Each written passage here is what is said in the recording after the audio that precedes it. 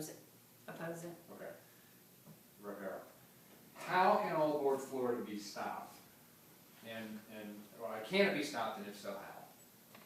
Well, there are several things that can happen, and I think the Stewart News in pushing, making things very public in what's going on with all aboard Florida is part of the answer to how you stop it. The more people know about what's going on there, and the more we look at the financial viability of all aboard Florida, the more unlikely it is that they're going to be able to sell those private activity bonds. That is a key component. If they cannot sell the bonds, they will not have the money. We also need to pressure our federal legislators to do everything in their power to keep them from getting a federal loan. That is key. The more publicity we have about it, the better. And making sure that people understand that this is a boondoggle, that passenger rail coming from Miami to Orlando is not going to be fiscally possible. Every single passenger rail system is subsidized by the state, by the feds. You cannot make it work economically.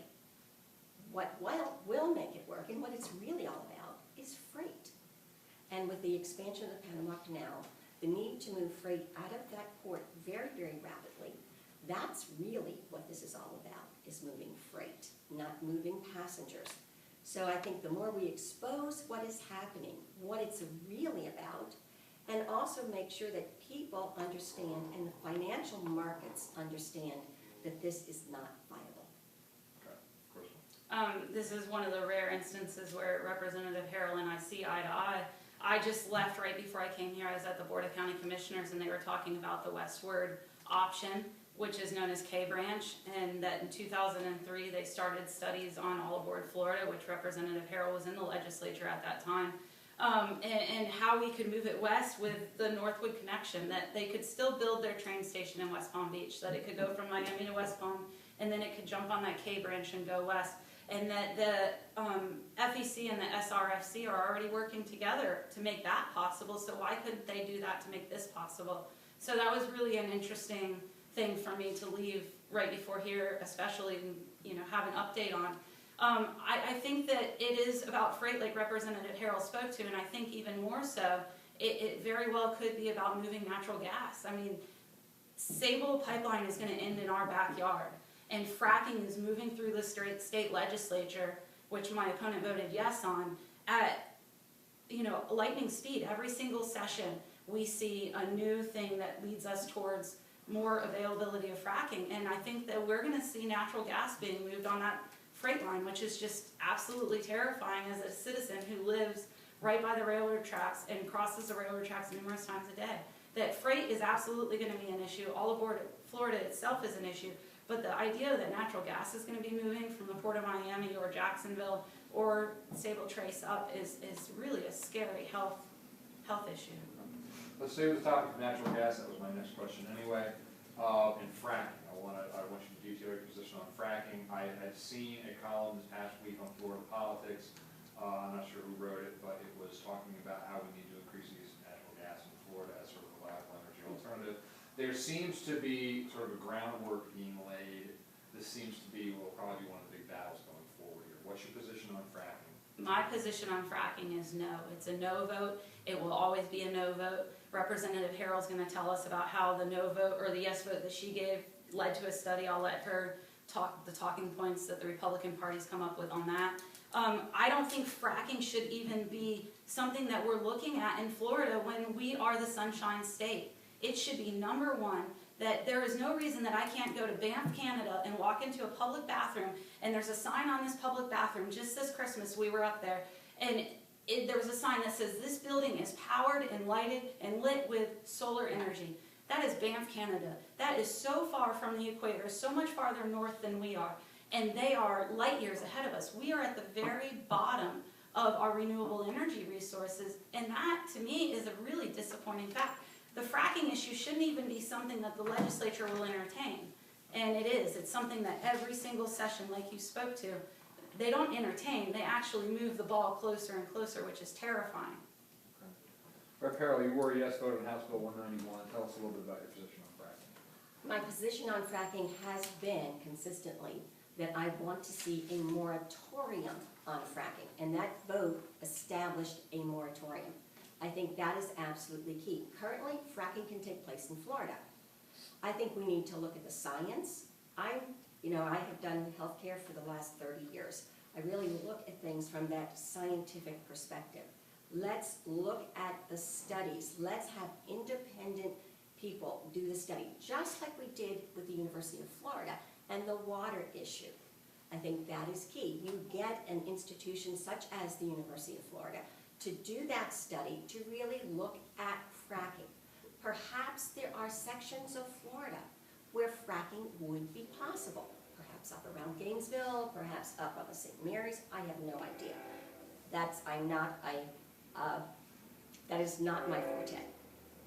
I think you need to put a moratorium in place, do the appropriate peer-reviewed study, look at the science, follow the science, and then come back to the legislature. And that's what that vote did.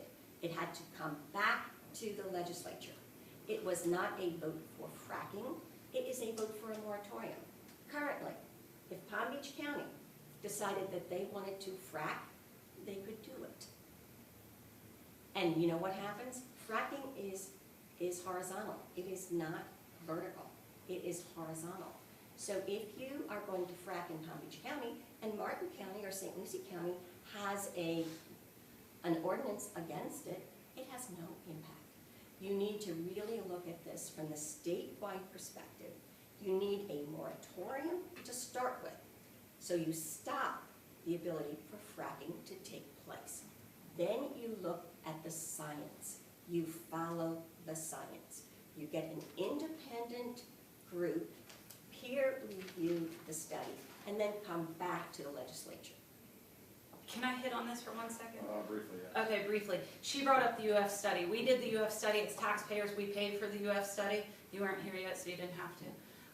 We paid for the UF study, and they did nothing with it. I'm really glad they did it because I enjoyed reading it a handful of times, but it sat on a shelf and it's gone nowhere. So the study that she's talking about, yeah, they were going to do a study. It was going to be a 1-year study, and DEP, the same people who helped us out so much in our algae crisis, they were the ones going to be doing the study, so I trust them. I mean, of course, what would they do?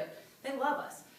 So they were going to be doing the study. Nobody would probably read the study. I'm sure that the study would have found that fracking was perfectly safe. Let's frack away. Let's go Florida. Come on. Who needs drinking water? We've got Nestle, which is probably bottled here. Kind of ironic. So the idea that fracking can safely be done is absolutely absurd. We see instances around the country where people don't have drinking water, people are having to live off bottled water, that cattle are dying. I mean, she speaks to the science, but then in the next statement she says she's not a scientist. I will tell you that fracking is not safe, and I would be very, very concerned if fracking was being done in Florida. We have one drinking water source. It never snows here. We don't get snow melt. We don't have beautiful running rivers that are going to bring in fresh water. We have the Floridian aquifer, which we saw Mosaic dump 255 million gallons of water into this week alone. So I will never, ever, ever, ever vote that fracking is a good idea, and I don't care what lobbyist comes and tells me otherwise. If a scientist wants to walk in and prove to me, then that's one thing. But somebody who's being paid to tell me that fracking is safe is not going to be a friend of mine. Gayle, can I ask a follow-up? Yes, question? I'm actually a little surprised this hadn't come up yet, so I'm going to just toss it out there. Do either of you have any comment on what's been occurring in Oklahoma with respect to the Earthquakes? fracking issue? And is that any kind of a preview of what could happen here? Well, they banned fracking in Oklahoma. They put a moratorium on it to try and study what's happening. And that's a huge issue because they went from minimal earthquakes, if any, to major earthquakes. I don't know about you, but we're built for hurricanes. I'm not sure how this building I'm sitting in will handle an earthquake. I'd sit here in a hurricane, but I don't want to sit here in an earthquake. And I'd like to say that that's why there is the study in place. And I think you need to really make judicious judgments on things that have such significance. And that's why the study is a peer-reviewed study.